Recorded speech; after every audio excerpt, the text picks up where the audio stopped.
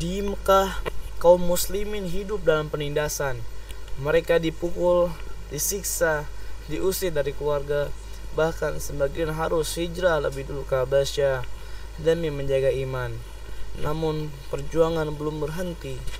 Hijrah Nabi Muhammad SAW ke Madinah menjadi titik balik awal kebangkitan Islam.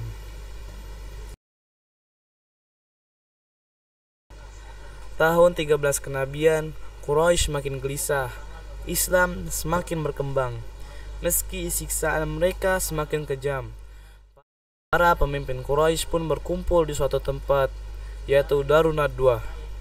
Mereka berdebat sengit, apa yang ingin memenjarakan Nabi SAW? Apa ada yang ingin mengusir beliau? Beberapa detik pun Abu Jahal pun berdiri dan menunjuk dengan keras. Dan Abu Jahal mengusulkan ide jahatnya. Setiap kabilah memilih satu pemuda bersenjata.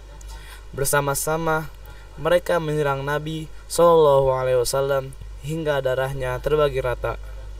Dengan begitu, keluarga Nabi SAW tak mungkin membalas dendam. Di malam perencanaan pembunuhan Rasulullah SAW, di malam itu para pemuda Quraisy mengepung rumah Rasulullah SAW. Namun Allah melindungi utusannya. Beliau keluar dengan tenang dan menaburkan pasir ke kepala mereka, membaca ayat Al-Quran, dan tak seorang pun melihatnya.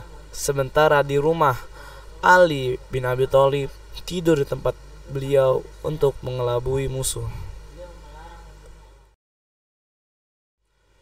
Nabi SAW pun mendatangi Abu Bakar radhiyallahu an dan mempersiapkan unta, lalu berangkat dan hijrah ke Madinah. Rasulullah SAW memilih Abu Bakar radhiyallahu an sebagai teman hijrahnya. Mereka berangkat pada malam hari dan berjalan bukan ke arah utara, melainkan ke arah selatan, menuju Gua Sur, agar kaum Quraisy terkecoh.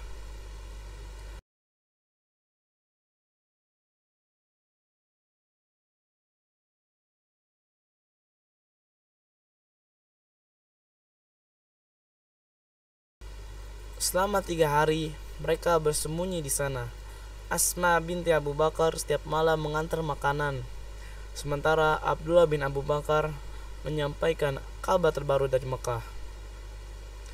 Ketika kaum Quraisy sampai di mulut gua, Abu Bakar radhiyallahu anhu berkata, "Wahai Rasulullah, jika mereka menunduk sedikit, pasti kita terlihat." Dan beliau menjawab dengan ketangguhan imannya, "Jangan takut, sungguh Allah bersama kita." Di padang pasir yang luas, langkah kaki unta. Perjalanan panjang dimulai. Abu Bakar radhiyallahu an bergantian berjalan di depan dan di belakang. Rasulullah SAW juga mengikuti. Kadang dia di depan dan juga di belakang untuk memastikan tidak ada yang mengikuti. Secara tiba-tiba, Suraqah bin Malik menaiki kuda dan mengejar Rasulullah SAW. Suraqah bin Malik mengejar Rasulullah SAW karena Quraisy mengumumkan hadiah besar bagi siapapun yang menangkap Nabi SAW akan mendapatkan hadiah yang besar.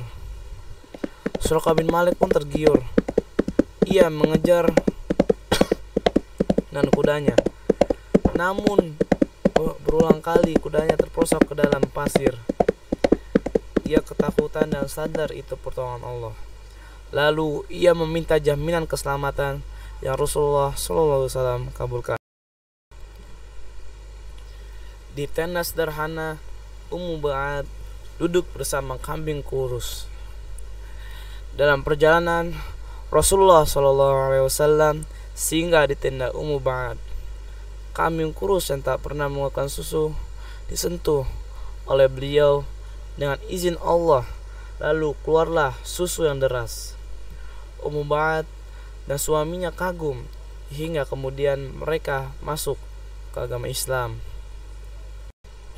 Setelah menempuh perjalanan sekitar 2 minggu, akhirnya Rasulullah SAW tiba di Madinah. Kaum Ansor menyambut dengan gembira. Anak-anak nyanyikan sholawat.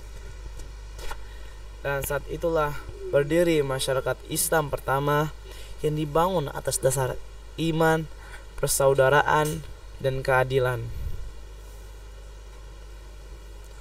Dari kesimpulan, hijrah Nabi Muhammad SAW adalah kisah tentang keberanian, pengorbanan, dan juga keyakinan dari kegelapan penindasan Islam bangkit menjadi cahaya peradaban, hingga mengajarkan kita berani meninggalkan yang salah, bersabar atas ujian, dan selalu yakin ada pertolongan dari Allah.